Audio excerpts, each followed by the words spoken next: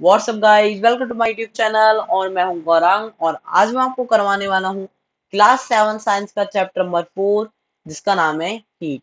तो आज मैं आपको इसी चैप्टर की एक्सप्लेनेशन देने वाला हूं। हम इस चैप्टर में कई चीजें पढ़ेंगे, जैसे कि हम पढ़ेंगे कि हीट क्या होती है। तो heat is the form of energy. Heat एक जगह से दूसरी जगह किस तरीके से ट्रांसफर होती है, किन किन मेथड से ट्रांसफर होती है, हीट को कैसे मेजर किया जाता है, हम किस तरीके से जान पाते हैं कि कोई चीज कितनी गर्म है कितनी ठंडी है। तो यही सब इस चैप्टर में हम डीपली पढ़ने वाले हैं। हम ये भी पढ़ेंगे कि थर्मोमीटर कितने टाइप्स के होते हैं, थर्मोमीटर कैसे वर्क करते हैं। तो इसी इन्हीं सब चीजों को हम डीपली इस चैप्टर में पढ़ने वाले हैं। तो चलिए शुरू करते हैं हमारा आज का चैप्टर नंबर 4 जिसका नाम है हीट। ठीक है, चलिए। In chapter 3 you have learn that woollen clothes are made from animal fibres. तो आपने चैप्टर 3 में पढ़ रखा है जो वुलन क्लोथ्स होते हैं वो एनिमल के फाइबर से बनाए जाते हैं।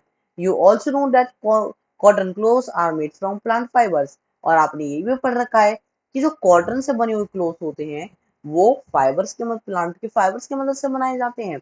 We wear woollen clothes during winters when it is cold outside. और हम वुलन क्लोथ्स को प्रेफर करते हैं पहनना जब विंटर होती है, जब बाहर कोल्ड होता है। क्योंकि क्या होता है, बच्चा वुलन क्लोथ्स में एयर ट्रैप हो जाती है। क्या हो जाती है? एयर ट्रैप हो जाती है। तो जब एयर के साथ हीट ट्रैप हो जाएगी, तो जब हीट ट्रैप होगी तो हमारा जो कपड़े के अंदर वाला हिस्सा है वो गर्म रहेगा, क्योंकि उसके अंदर हीट ट्रैप है। तो उससे हीट का लॉस नहीं होता और जो बाहर की ठंडक हमें कम महसूस होती है। इसलिए वुलन क्लोथ्स को ज्यादा पहना जाता है विंटर्स में। ठीक है। Woollen clothes keep us warm. अब वुलन क्लोथ्स क्या करते हैं? वुलन क्लोथ्स हमें वार्म रखते हैं। We prefer to wear light coloured clothes when it is hot. और हम लाइट कलर क्लोथ्स पहनना पसंद करते हैं जब हमारे आसपास हॉट होता है। लाइट में व्हाइट, ग्रीन, लाइट कलर होना चाहिए। मतलब डार्क कलर आप बहुत कम पहनना पसंद करते होंगे। आपने भी नोटिस किया होगा कि डार्क कलर आपको अच्छा नहीं लगता गर्मियों में। These give us a feeling of coolness, क्योंकि ये जो लाइट कलर्ड क्लोथ होते हैं इनसे कूलनेस की फीलिंग आती है। मतलब ठंडा ठंडा महसूस होता है, ठंडा ठंडा फील होता है। ठीक है। You might have wondered why particular types of cloth are suitable for a particular season. लेकिन आप भी कभी कभी सोचते होंगे कि अलग अलग टाइप्स के क्लोथ क्यों सुटेबल होते हैं हर अलग अलग सीजन के लिए। ठीक है। तो यही सब इस चैप्टर में हम डीपली पढ़ने वाले हैं। आप इस चैप्टर क्लास में ये भी पढ़ लेंगे कि वुलन क्लोथ्स हम कैसे वार्म रखते हैं और हम क्यों लाइट कलर क्लोथ्स गर्मियों में पहनना पसंद करते हैं। ठीक है। In winter you feel cold inside the house. Winters में आपको घर के अंदर भी ठंडा लगता है। If you come out in the sun you feel warm. लेकिन अगर आप बाहर आते हैं तो आपको थोड़ा थोड़ा गर्म फील होता है जब आप सन के वो नीचे आते हैं बिल्कुल। In summer you feel hot even inside your house. लेकिन समर में क्या होता है? समर में सन के नीचे तो आपको गर्मी फील होती है। अरे गर्मी के मतलब सन के नीचे की जगह आप तो घर के अंदर भी उबल जाते हैं, क्योंकि घर के अंदर भी बहुत ज्यादा गर्मी हो जाती है उस time. If you come out in the sun you feel, नहीं नहीं नहीं, हाँ, how do we know whether an object is hot और कोल्ड? तो आप किस तरीके से जानेंगे कि कोई भी जो ऑब्जेक्ट है हमारे आसपास वो गर्म है या ठंडा है? How do we find out how hot cold hot और कोल्ड एन ऑब्जेक्ट इज? आप किस तरीके से फाइंड आउट कर पाएंगे, आप किस तरीके से ढूंढ पाएंगे कि कोई ऑब्जेक्ट ठंडा है या फिर गर्म है? ठीक है। In this chapter we shall try to seek answers to some of these questions. और इस चैप्टर में हम इन्हीं क्वेश्चंस के आंसर सीखने वाले हैं। ठीक है। तो शुरू करते हैं हमारा टॉपिक 4.1 जिसका नाम है हॉट एंड कोल्ड। चलिए। In our day-to-day life, we came across a number of objects. Some of them are hot and some of them are cold. तो अब हमारी डे टू डे लाइफ चल रही है। अब इस डे टू डे लाइफ में हमें कहीं ना हम कई चीजें देखते हैं, कई चीजें हमारे बीच में आती हैं, कई चीजें हम टच करते हैं। उनमें से कुछ गर्म होती हैं, उनमें से कुछ ठंडी होती हैं। So tea is hot and ice is cold. जैसे कि एग्जांपल में आपको दिया है चाय। चाय आप गर्म पीते हैं लेकिन आइस ठंडी होती है। List some objects you use commonly in table 4.1. Mark these objects as hot or cold. और इसी इस चीज को सोचकर आपको कुछ ऑब्जेक्ट्स इस टेबल 1.4 में ऐड करने हैं और उन्हें मार्क करना है कि वो हॉट होते हैं या फिर गर्म होते हैं। ठीक है। तो देखिए आपको ऑब्जेक्ट्स दे रखे हैं। आइसक्रीम आप यहाँ पे कोल्ड लिख सकते हैं क्योंकि कूल होती है आइसक्रीम। ठीक है। यहाँ पे जो आपको टिक भी लगा रखा है इन्होंने। Spoon in tea cup, tea cup पे जो स्पून होगी वो तो गर्म होगी, तो यहाँ पे आपका यहाँ पे राइट आएगा। ठीक है, ये आपका सही है। ठीक है, फ्रूट जूस, फ्रूट जूस आपका, आप कूल पीना पसंद करेंगे। हैंडल ऑफ फ्राइंग पैन, जब आपका पैन गर्म हो रहा होता है तो आपका हैंडल भी तो गर्म हो जाता है, तो ये आपका वार्म कैटेगरी में आएगा। ठीक है, किसमें आएगा, ये आपका वार्म कैटेगरी में आएगा। चलिए वापस पहुंच जाते हैं वहीं अपने टॉपिक पे। तो do not touch objects which are too hot, be careful while handling candle flame और स्टोव। अब आपको कोई भी ऐसा ऑब्जेक्ट नहीं छूना है जो बहुत ही ज्यादा हॉट हो, मतलब बहुत ही ज्यादा गर्म हो, और आपको केयरफुल रहना है क्या, जब आप किसी कैंडल फ्लेम या स्टोव से काम कर रहे हो। कैंडल फ्लेम मतलब आप जो कैंडल्स जलाते हैं घर पे, और स्टोव मतलब जो आप चूल्हा जलाते हैं घर पे खाना वगैरह सेकने के लिए, आपकी मदर वगैरह जलाती है, तो उसे यहाँ पे इन्होंने स्टोव कहा है। ठीक है, we see that some objects are cold while some are hot. हमने देखा कि कुछ ऑब्जेक्ट्स ठंडे होते हैं और कुछ गर्म होते हैं। You also know that some objects are hotter than others while some are cooler than others. ठीक है, आपने ये भी देखा कि कुछ ऑब्जेक्ट्स किसी से गर्म होते हैं और कुछ ऑब्जेक्ट्स ठंडे होते हैं। ठीक है, अदर्स मतलब कुछ ऑब्जेक्ट्स तो कुछ अदर ऑब्जेक्ट्स, जैसे कि आप चाय की बात करो तो वो आपकी आइस से ठंडी होगी, और हम आइस की बात करें तो वो आपकी चाय से ठंडी होगी। मतलब जो आपकी चाय है वो तो गलत बोल दिया मैंने, चाय तो आपकी आइस से ठंडी, आपकी आइस से गर्म होगी, और आइस जो है आपकी चाय से ठंडी होगी। तो दोनों में कुछ बहुत डिफरेंस है। So how do we decide which object is hotter than the other. तो आप किस तरीके से डिसाइड करेंगे कि कौन सा ऑब्जेक्ट हॉटर है। मान लीजिए आपने एक फ्राई पैन लिया, उसमें आपने एक में तो टू टू ग्लास वाटर डाला, एक में आपने 2.5 ग्लास वाटर डाला, दोनों का आपने सेम अमाउंट ऑफ स्टोव पर रख दिया, मतलब सेम अमाउंट ऑफ फ्लेम जला रखा है आपने। तब आप मान लीजिए किसी में जिसमें जो ज्यादा पानी था वो थोड़ा सा धीरे गर्म होगा, क्या होगा, वो थोड़ा सा धीरे गर्म होगा। तो अब आपको कैसे पता चलेगा कि उसका टेम्परेचर कितना है और उसका टेम्परेचर कितना है। तो अब हम यही पढ़ने वाले हैं, कैसे पता चलेगा, थर्मोमीटर से पता चलेगा। ठीक है, we often we often do it by touching the objects, लेकिन हम क्या करते हैं, हम कई बार ऑब्जेक्ट्स को छू के देखते हैं। But is our sense of touch reliable, लेकिन हमारा हमेशा क्या सेंस ऑफ टच, हमारा छूने वाला तरीका क्या हमेशा रिलायबल हो सकता है, क्या हम अपने वाले तरीके पर हमेशा हमेशा के लिए यकीन कर सकते हैं। तो ऐसा नहीं है। Let us find out. अब हम इसी एक्टिविटी 4.1 से समझने वाले हैं कि हम डायरेक्ट टच करके क्यों नहीं चेक कर सकते हैं कि कौन सा ऑब्जेक्ट कितना ठंडा है कितना गर्म है। तो चलिए देखते हैं। टेक 3 लार्ज मग्स, अब आपको बड़े से मग से लेने हैं, 3 मग्स लेने हैं आपको बड़े से। लेवल them A B and C, अब आपको तीनों को एक ए के नाम से, एक बी के नाम से, एक सी के नाम से मार्क कर देना है। ठीक है, ठीक है, चलिए। Put cold water in mug A and hot water in mug B, अब आपको एक जो हॉट वाटर जो है आपका, वो आपको मग बी में डालना है, और कोल्ड वाटर आपको ए में डालना है। मतलब ए में तो आप थोड़ा सा कोल्ड वाटर डाल दीजिए और बी में आपको हॉट वाटर डालना है। ठीक है, ठीक है। अब आपको मग ए में तो आपने कर दिया कोल्ड वाटर, और मग बी में आपने हॉट वाटर कर दिया। अब आपको क्या करना है, mix some cold and hot water in mug C, अब आपको हॉट वाटर और कोल्ड वाटर को मिक्स करके आपको जिस मग को आपने सी लिखा था उसमें डाल देना। मतलब आपने ए में अभी कोल्ड वाटर किया है, बी में हॉट वाटर किया है, और सी में आपने मिक्स करके पानी डाल दिया है, मतलब दोनों का हॉट भी डाल दिया उसमें थोड़ा सा कोल्ड डाल दिया। Now dip your left hand in mug A, अब आपको क्या करना है, लेफ्ट हैंड डालना है मगे में, and right hand in the mug B, अब आपको राइट हैंड जो डालना है वो आपको मग बी में डालना है। After keeping the hands in two mugs for 2-3 minutes, अब आपको अपने हैंड्स को मग उन दोनों मग्स में 2-3 मिनट के लिए रखना है। Put your put both you the hand simultaneously in mug C, ठीक है। अब आपको जो आपके दोनों हैंड्स थे, ठीक है, अब आपको एक साथ निकाल कर उन्हें मिक्सी में डाल देना है। ठीक है, सिमुल्टेनियसली आपको एक साथ डाल देना है।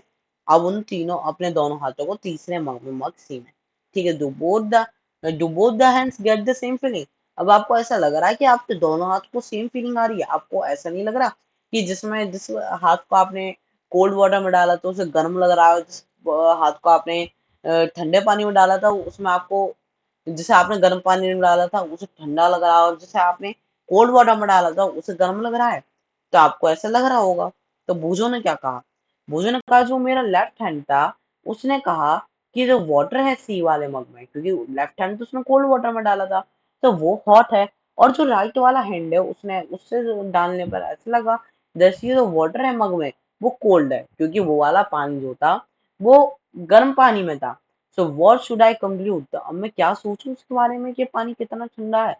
So वो जो confusion shows that we cannot always rely on our sense of touch to decide whether an object is hot or cold. Sometimes it may deceive us.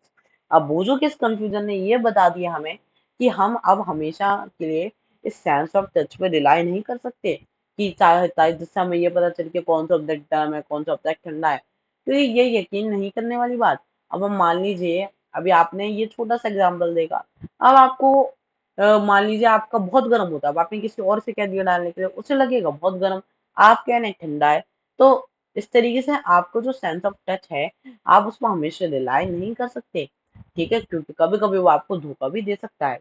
Then how do we find out an object really is, तो अब आप किस तरीके से ढूंढेंगे कि अ, एक object कितना गर्म है। A reliable measure of the hotness of an object is its temperature. जब हम किसी ऑब्जेक्ट का रिलायबल वो करते हैं, रिलायबल मेजर करते हैं, तो उसे हम टेम्परेचर कहते हैं। क्या कहते हैं उसे हम टेम्परेचर कहते हैं। तो यहाँ आपको टेम्परेचर की डेफिनेशन मिल गई। क्या होता है temperature? A reliable measure of the hotness of N object is called is temperature. ठीक है, चलिए, ठीक है। तो यहाँ आपको टेम्परेचर की डेफिनेशन मिल गई। टेम्परेचर क्या है? जब हम किसी ऑब्जेक्ट के हॉटनेस हॉटनेस को रिलायबल मेजर करते हैं, मतलब जब जिसे ऐसा मेजर हो हॉटनेस का जिस पर हम रिलाई कर सकें, जिस पर हमें शक की भावना ना हो, जब हमें पक्का हो कि उसका टेम्परेचर इतना है तो फिर इतना ही है, तो उसे हम कहते हैं टेम्परेचर। ठीक है, जब हम किसी ऐसी चीज को मेजर करते हैं तो जब वो सही यूनिट निकल के आती है कि वो इतना गर्म है इतना ठंडा है, तो वो टेम्परेचर कहलाता है। सो temperature is measured by device called thermometer. अब हम टेम्परेचर को भी एक डिवाइस की मदद से मेजर करते हैं जिसे हम क्या कहते हैं? थर्मोमीटर कहते हैं। क्या कहते हैं? थर्मोमीटर कहते हैं। ये भी आपका इंपॉर्टेंट है, इसे भी नोट करिए। ठीक है,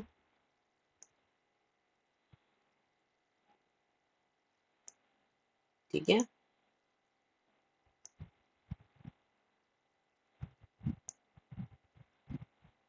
चलिए आगे बढ़ते हैं। अब है हमारा अगला टॉपिक 4.2 मीजरिंग टेम्परेचर। अब हम पढ़ेंगे कि हम टेम्परेचर को किस तरीके से मेजर करते हैं, किस तरीके से मेजर करते हैं हम टेम्परेचर को। So have you seen a thermometer, क्या आपने कभी थर्मोमीटर को देखा है? रिकॉल दैट व्हेन यू और someone else in our family had fever, आपको याद करने की कोशिश करो, आपको याद आएगा। ऑब्वियसली आपको तो पता भी है, वैसे सबको पता है कि जब किसी को फीवर होता है तो हम किससे टेम्परेचर नापते हैं? हम किससे टेम्परेचर नापते हैं? हम थर्मोमीटर का यूज करते हैं। किसका यूज करते हैं? थर्मोमीटर का यूज करते हैं। सो अगर आपको याद हो तो आपने देखा होगा अपनी फैमिली में जब किसी को फीवर होता है, the temperature was measured by thermometer. जो उसका टेम्परेचर होता है उस इंसान का, उसे थर्मोमीटर की मदद से मेजर किया जाता है। The temperature that measures our body the thermometer that measures our body temperature is called a clinical thermometer. अब जो थर्मामीटर हमारी बॉडी का टेम्परेचर नापता है उसे हम क्या कहते हैं? क्लिनिकल थर्मामीटर कहते हैं। क्लिनिकल थर्मामीटर की आपको डेफिनेशन लग गई। क्लिनिकल थर्मामीटर क्या है? जो थर्मामीटर हमारी बॉडी का टेम्परेचर नापता है उसे हम क्लिनिकल थर्मामीटर कहते हैं। ठीक है, hold the thermometer in your hand, अब एंड एग्जामिन इट केयरफुली। अब आपको क्या करना है? अब आपको उस थर्मामीटर को अपने हैंड में रखना है और उसे बहुत ध्यान से एग्जामिन करना है। If you do not have a thermometer, request your friend to share it with you. अगर आपके पास थर्मोमीटर नहीं है तो आप अपने फ्रेंड से रिक्वेस्ट कर सकते हैं कि वो आपको थोड़ी देर के लिए शेयर कर दे। A clinic thermometer looks like as one shown in figure 4.2. एक क्लिनिकल थर्मामीटर देखिए, आपको यहाँ पर फिगर 2.2 में जो आपको ये दिखाया गया है, इस तरीके का थर्मामीटर होता है। ये होता है थर्मामीटर का। वैसे आजकल आपको हो सकता है ये वाला थर्मामीटर ना भी देखा हो, क्योंकि आजकल डिजिटल थर्मामीटर चल रहे हैं। डिजिटल थर्मामीटर के बारे में भी आप इस चैप्टर में थोड़ा सा पढ़ेंगे, ज्यादा बड़ा नहीं है उसके बारे में, लेकिन आप पढ़ेंगे उसके बारे में कि डिजिटल थर्मामीटर भी वर्क कर रहे हैं आजकल, और उनके एडवांटेज भी है इस बुक में, तो आप पढ़ेंगे। ठीक है। A clinical thermometer consists of a long, narrow, uniform glass tube. अब ये जो आपका क्लिनिकल थर्मोमीटर होता है, ये ऐसा होता है, long narrow glass tube. Narrow मतलब चौड़ा भी होता है, देखिए चौड़ा भी है और लंबा भी है। एक गिलास जैसा ट्यूब है ना, एक गिलास का ट्यूब बना हुआ, गिलास से बना हुआ, तो शायद बोला है इसने गिलास tube. It has a bulb at one end, ये इसका बल्ब होता है एक एंड पे। ठीक है। The bulb contains mercury. अब ये जो बल्ब होता है इसमें मर्क्यूरी होती है, क्या होती है, यहाँ पे इसके मर्क्यूरी स्टोर की हुई होती है। ठीक है।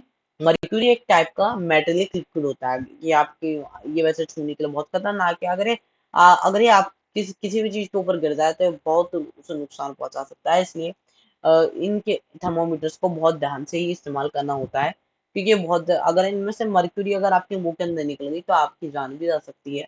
तो बहुत सेफ्टी से इन थर्मोमीटर्स का भी यूज करना होता है। लेकिन आजकल जैसे आप डिजिटल थर्मामीटर यूज कर रहे हैं तो उसमें मर्क्यूरी यूज नहीं की जाती, इसलिए यही उसकी सबसे बड़ी एडवांटेज है कि उसमें लोगों को मर्क्यूरी से सेफ्टी होती है। ठीक है। अब ये जो बल्ब होता है इसमें मर्क्यूरी होती है। ठीक है।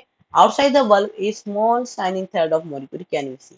लेकिन इस बल्ब के साइड, इस बल्ब के अगर हम आउटसाइड की तरफ से देखें, जो आप ये देख रहे हैं, आप ये जो आपको गिलास किया है, अगर आप इसे टेढ़ा घुमा घुमा के देखेंगे तो आपको यहाँ पे एक शाइनिंग थ्रेड सा दिखेगा, जो मर्क्यूरी को रोक के रखता है। ठीक है।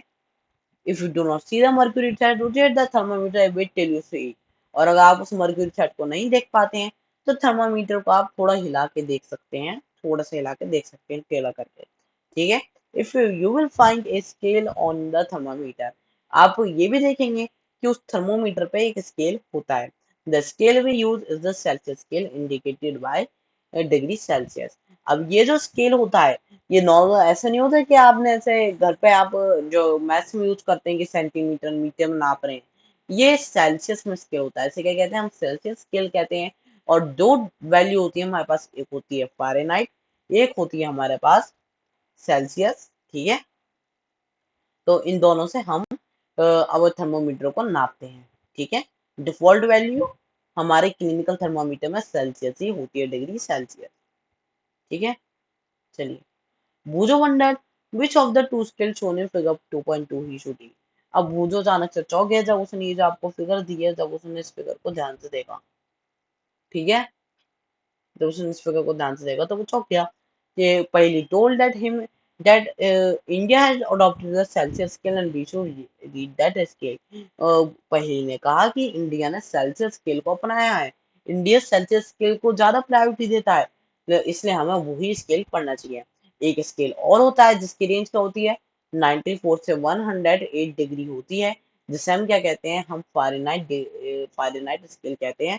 वो डिग्री एफ के नाम से हमें शो होता है। इट वॉज यूज इन, ये हमारे इंडिया में बहुत पहले यूज किया जाता था। और जो हमारा क्लिनिक थर्मामीटर होता है, जैसा अभी आपने पढ़ लिया कि फ़ारेनहाइट स्केल जो होता है वो 94 से 108 डिग्री तक होता है, लेकिन हमारा जो सेल्सियस स्केल होता है वो 35 से 42 डिग्री सेल्सियस का होता है। ठीक है। So clinic thermometer reach temperature from 35 to 42 degree Celsius. और क्लिनिक थर्मामीटर जो होता है वो 35 से 42 डिग्री सेल्सियस का टेम्परेचर हमें प्रोवाइड करता है रीडिंग के लिए। ठीक है। अब हमारे पास एक्टिविटी 4.2 रीडिंग ए थर्मामीटर। अब हम थर्मामीटर को कैसे रीड कर सकते हैं। ठीक है। चलिए तो let us learn how to read a thermometer. अब चलिए सीखते हैं कि थर्मोमीटर को कैसे रीड किया जाता है। First note the temperature difference indicated between the two bigger marks. अब आपको क्या करना है, आपको सबसे पहले तो उस टेम्परेचर को नोट कर लेना है, जो जो आपकी देखिए, जो आपका थर्मामीटर में ये जो आप देख रहे हैं दो बड़े बड़े मार्क्स है, एक ये है, देखिए आपको इसमें दिख रहा है एक ये वाला मार्क, और एक आपका ये वाला मार्क, ये और ये वाला मार्क और ये वाला मार्क। अब आपको इसके बीच में जहाँ पर टेम्परेचर शो हो रहा है, देखिए आपको ये शो हो रहा है, तो आपको इन दोनों बिगर मार्क्स को लिख लेना है, और आपको बीच वाला जहाँ पे आपको टेम्परेचर शो हो रहा है आपको ये भी नोट कर लेना है, ठीक है। Also note down the number of divisions shown by smaller marks between these marks। अब इन मार्क्स के बीच में देखिए ये जो मार्क्स आपको दे रखे हैं बड़े बड़े, इनके बीच में छोटे छोटे से स्केल्स हैं, छोटे छोटे देखिए छोटे छोटे छोटे से जो हैं इन्हें भी आपको नोट कर लेना है ये कितने हैं एक स्केल के बीच में, ठीक है। अब इन डिविजन को भी आपको नोट कर लेना है। Suppose the bigger marks read 1 degree and there are 5 division between them.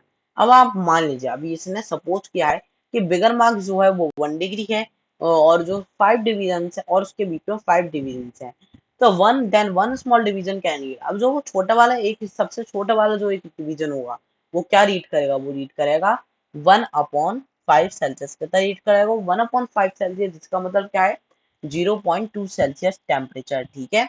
वो अब आपको क्या करना है जब आप रीड कर लेंगे, so wash the thermometer preferably between with an antiseptic solution. अब आपको थर्मामीटर को धोना है, यूज करने के बाद आपको थर्मामीटर को हमेशा धोना है एक एंटीसेप्टिक सॉल्यूशन के साथ। Hold it firmly and give it a few jerks. अब आपको उसे बहुत तरीके से उसे पकड़े रखना है और उसे झर्क देने, मतलब आपको उसे झटके देने हैं। आपको जैसे आपने देखा होगा कि ऐसे ऐसे करके हिलाते हैं, तो जब डॉक्टर्स वगैरह या फिर आपके घर वाले जब करते होंगे तो ऐसे ऐसे करके उसे हिलाया जाता है मार मार के, तो इसलिए इसे करते हैं jerks. The jerks will bring the level of mercury down. इन्हीं झटकों की मदद से जो मर्क्यूरी लेवल होता है वो डाउन हो जाता है, नीचे पहुंच जाता है। Ensure that it falls below 35 degree Celsius. लेकिन आपको ये ध्यान रखना है कि जो आपका मर्क्यूरी लेवल है ये दोबारा यूज करने से पहले ये वो 35 डिग्री सेल्सियस से नीचे पहुंच जाए। Now place the bulb of the thermometer under your tongue. अब आपको जो आपका बल्ब है थर्मामीटर का, जो ये वाला एरिया देखिए, ये वाला जो एरिया है ये बल्ब आपको अपनी टंग के नीचे रखना है। After 1 minute take the thermometer और नोट द रीडिंग। अब आपको 1 मिनट बाद थर्मामीटर को बाहर निकालना है और उसकी रीडिंग नोट कर लेनी है। This is your body temperature. ये आपका जो अब आपको रीडिंग मिलेगी वो आपका बॉडी टेम्परेचर होगा। This is your body temperature. The temperature should be always stated with this unit degree Celsius. और आपको तना याद रखना है कि हमेशा हम जो टेम्परेचर लिखते हैं वो डिग्री सेल्सियस के साथ ही लिखते हैं। What did you record as your body temperature. तो अब आपने क्या देखा अपना बॉडी टेम्परेचर, ये आपको बताना है। The normal temperature of human beings is 37 Celsius. Note that the temperature is stated with its unit. अब आपको ये जो याद रखना है कि आपका जो बॉडी का नॉर्मल टेम्परेचर होता है, जो नॉर्मल रहता है वो 37 डिग्री सेल्सियस होता है। और हमेशा आपको जो टेम्परेचर लिखना है वो डिग्री सेल्सियस के साथ ही लिखना है, ठीक है। अगर आप सेल्सियस में नाप रहे हैं तो आप सेल्सियस लिखेंगे, फ़ारेनहाइट में नाप रहे हैं तो आप फ़ारेनहाइट की लिखेंगे, ठीक है। Wiley measured her body temperature. She got worried at it was not exactly 37 degree Celsius. वही ने अपना बॉडी का टेम्परेचर नापा, लेकिन वो वरी हो गई, वो परेशान हो गई, क्योंकि अभी नॉर्मल बॉडी टेम्परेचर तो उसने 37 डिग्री सेल्सियस पड़ा, लेकिन उसका जो बॉडी टेम्परेचर था वो 37 डिग्री सेल्सियस था। मतलब एग्जैक्टली 37 डिग्री सेल्सियस नहीं था, वो 1 सेल्सियस ज्यादा या कम हो रहा था। So let us try to assure Paheli that there is no nothing wrong with her. अब पहली को हमें शांत करना है, उसे श्योर करवाना है कि उसके साथ कुछ भी गलत नहीं है, वो सही है बिल्कुल। तो अब हम इस एक्टिविटी 4.3 की मदद से उसे उसकी गलतफहमी दूर करवाएंगे, ठीक है। Measure the body temperature of some of your friends at least 10। अब आपको कम से कम 10 बच्चों का, अपने 10 दोस्तों का टेम्परेचर नापना है विद ए क्लिनिकल थर्मामीटर के साथ, ठीक है। Record your observation in table 4.2। अपने ऑब्जर्वेशन को आपको टेबल 4.2 में ऐड कर देना है। Is the body temperature of every person 37 degree Celsius. क्या हर बच्चे का बॉडी टेम्परेचर क्या 37 डिग्री सेल्सियस था? The temperature of every person may not be 37 degree Celsius. ऐसा हो सकता है कि हर बच्चे या फिर हर इंसान का टेम्परेचर 37 डिग्री सेल्सियस ना हो। It could be slightly higher और स्लाइटली लोअर। वो या तो स्लाइटली मतलब बहुत हल्का सा हायर भी हो सकता है और बहुत हल्का सा लोअर भी हो सकता है, ठीक है। Actually, what we call normal temperature is the average body temperature of large number of healthy persons. अब क्या होता है, जिसे हम नॉर्मल टेम्परेचर कहते हैं ना हमारी बॉडी का, वो नॉर्मल टेम्परेचर नहीं कहते हम, मतलब वो नॉर्मली एवरेज बॉडी टेम्परेचर होता है, जो एवरेज ज्यादातर लोगों का रहता है, जो लोग हेल्दी होते हैं, ठीक है। तो मेन आपको 37 डिग्री सेल्सियस रहता है, लेकिन अगर आपका 1 सेल्सियस 2 सेल्सियस कम ऊपर भी जा रहा है तो आपको उससे चिंता करने की नीड नहीं है, क्योंकि वो नॉर्मल जा रहा है, ठीक है। The clinical thermometer is designed to measure the temperature of human beings और human body only. लेकिन ये जो clinical thermometer होता है ये only human body का ही temperature नापने के लिए बनाया गया है. The temperature of human body normally does not go below 35 degree Celsius और above 42 डिग्री सेल्सियस. इसलिए इसे 35 to 42 डिग्री सेल्सियस तक नापा जाता है क्योंकि जो ह्यूमन बॉडी का टेम्परेचर होता है वो कभी भी नॉर्मली 35 डिग्री सेल्सियस से कम या फिर 42 डिग्री सेल्सियस से ज्यादा नहीं जाता. This is the reason that this temperature has the range 35 to 42 degree Celsius. इसकी वजह से इस थर्मोमीटर की रेंज 35 टू 42 डिग्री सेल्सियस होती है. ठीक है. अब बुजू हैज ए नॉटली आइडिया. अब बुजू के पास एक नॉटली आइडिया आया. He wanted to measure the temperature of hot milk using a clinical thermometer. ठीक है. अब ये जो बुजो है ये एक हॉट मिल्क का टेम्परेचर नापना चाह रहा था एक क्लिनिकल थर्मोमीटर की मदद से. अभी आपने पढ़ा कि जो क्लिनिकल थर्मोमीटर होता है वो ओनली ह्यूमन बॉडी का टेम्परेचर नापता है. तो अब वो कैसे करेगा देखते हैं क्या हुआ. पहले स्टॉप फ्रॉम डूइंग सो. लेकिन पहले ने उसे रोक दिया कि तुम ऐसा मत करो. ठीक है. सो अब आपको क्वेश्चन में इसका पता चल जाएगा कि हम ऐसे क्यों नहीं करते. So do not use A clinical thermometer for measuring the temperature of any object other than human body. अब आपको क्या करना है कि आपको कभी भी क्लिनिकल थर्मामीटर को किसी और ऑब्जेक्ट का जो ह्यूमन बॉडी में नहीं आता उसका डायमेंशन नापना नहीं है एक क्लिनिकल थर्मोमीटर से. Also avoid keeping the thermometer in the sun और नियर ए फ्लेम. और थर्मोमीटर को आपको सन या एक फ्लेम के पास भी नहीं रखना है क्योंकि वो ब्रेक हो सकता है. क्योंकि एक तो सबसे पहले वो गिलास का बना है और उसमें मर्क्यूरी जो गर्मी से बहुत ज्यादा हाई लेवल पर पहुंच सकती है और आपके थर्मामीटर से लीक हो सकती है फिर खराब हो सकती है. ठीक है. तो आज की इस वीडियो में मैं आपको इतना ही करवाने वाला हूँ. अगली वीडियो में मैं आपको आगे का एक्सप्लेन करूंगा. पार्ट 2 का लिंक आपको डिस्क्रिप्शन बॉक्स में मिल जाएगा. So thank you for watching my video.